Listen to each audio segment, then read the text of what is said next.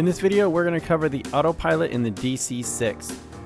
We'll cover the switches and levers used to operate the autopilot, and you can also use the autopilot when people come up and fly formation with you to get a better view of them, as well as how to fly a Victor Airway and an ILS Approach, and more. And if you could also hit that subscribe button, I would greatly appreciate it. So let's jump right into it. The A12 autopilot on the DC-6 has quite a few switches. We're going to cover each one.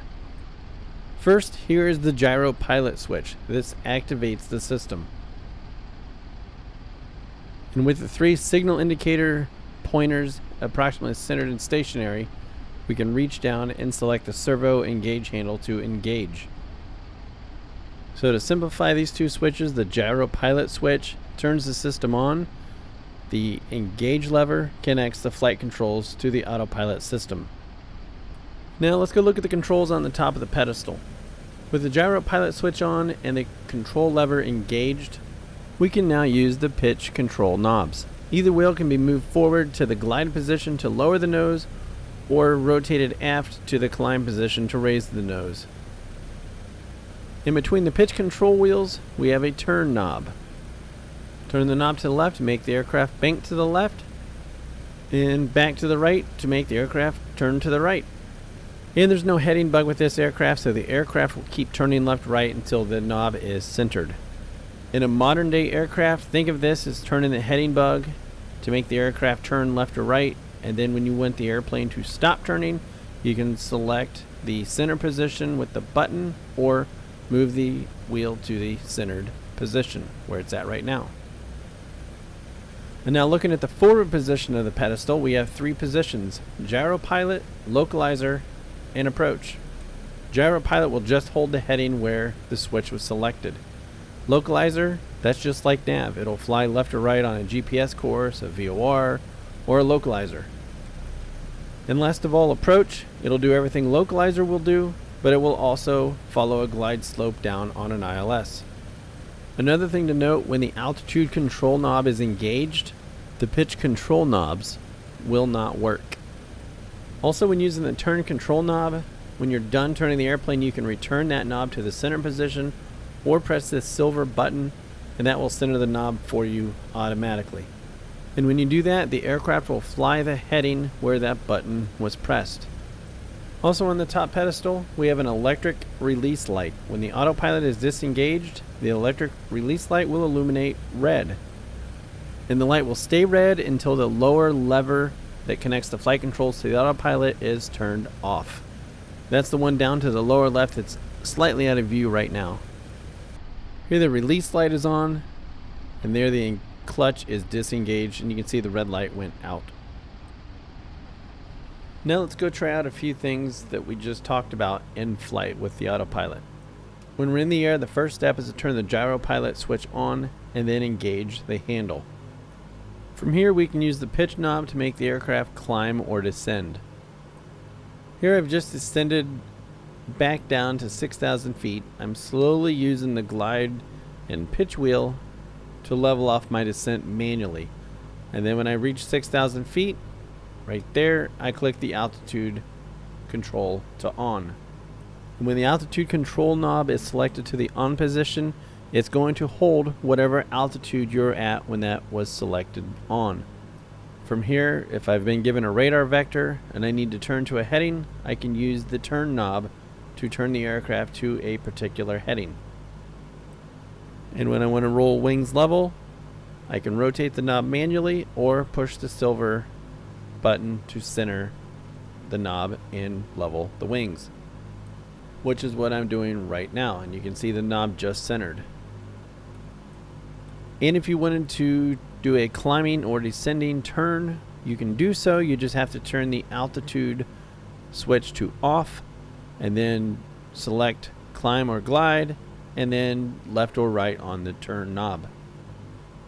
Now let's go over how to fly an Airway with the DC-6 autopilot. We're going to fly Victor 192 from Brickyard. The radial on that is 229. We want to put 229 in the top of the OBS.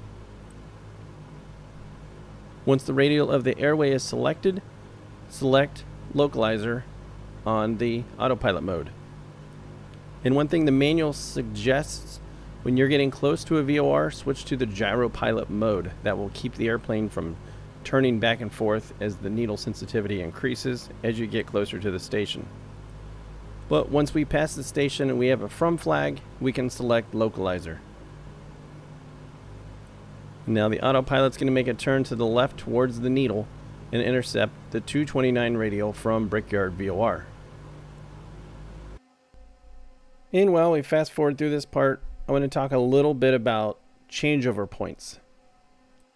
In the real world and in Microsoft Flight Simulator, there are 3 changeover points. Changeover point is when you're going to switch from the VOR you're flying from to the VOR you're flying to.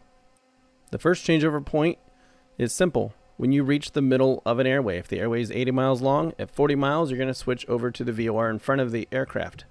The second is when there's an actual changeover point symbol. So if you're on Victor 12 from the east flying to the west, you would change over to the VOR in front of the airplane when you are 61 miles from the VOR you just flew from.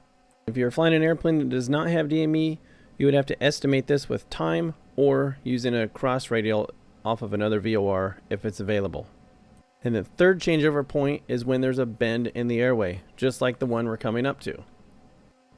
And that airway is Victor 192 and the radial is 077.